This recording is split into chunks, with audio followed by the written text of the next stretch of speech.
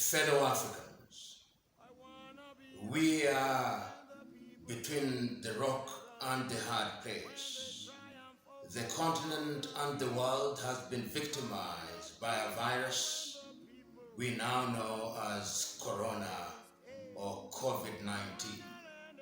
Words that weren't familiar to us are now dancing on the tongues of everyone, the sophisticated and the unsophisticated.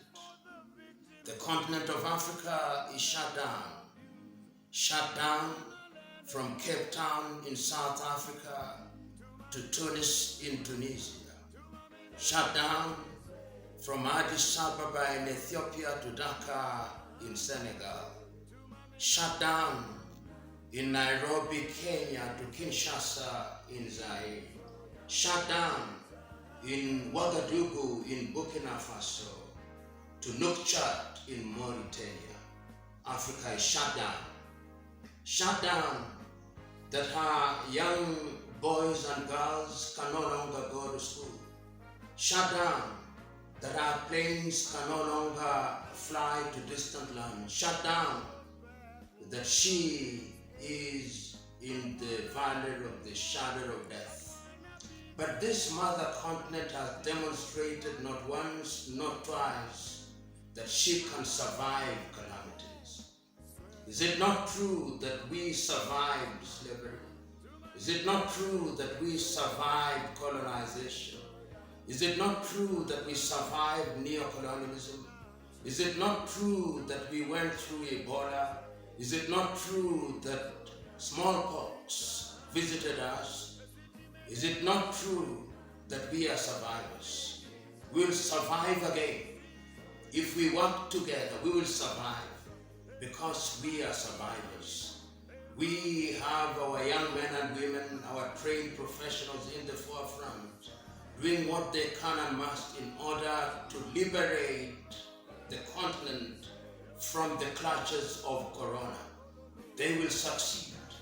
But we too have a duty to obey the diktats that are being issued to us that appear to compromise our liberties, but they are necessary for better days and necessary for our personal good.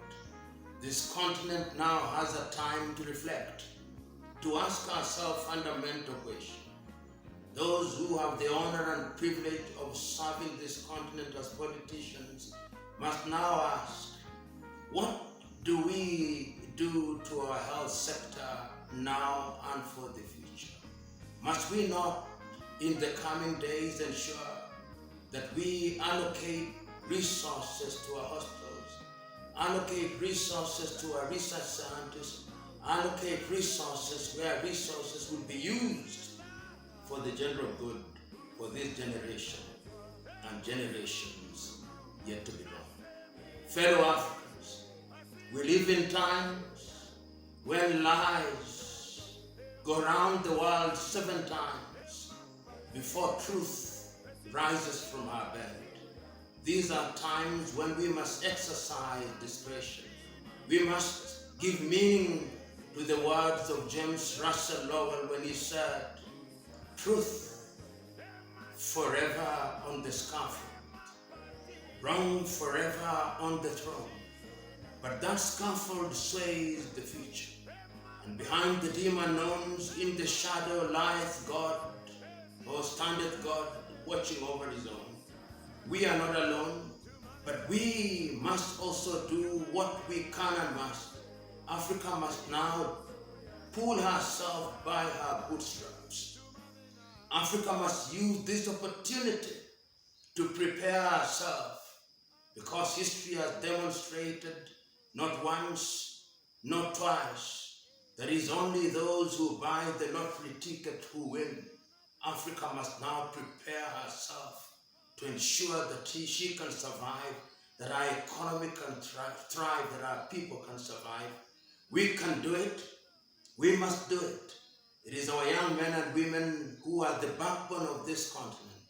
So I look forward to the day, wherever we are, in Niamey, in Niger, in Bamako in Mali, in Banjul in the Gambia, or in Luanda in Angola, or Libreville in Gabon, or wherever we are in Benin or in South Sudan, the time is now for us to make a solemn vow that post-corona we will do things differently, that post-corona we'll be more compassionate, that post-corona we'll only do that which is good and right, that post-corona we will have new thinking, that post-corona we will have a new African man and a new African woman whose only claim to fame will be to do that which is good and right.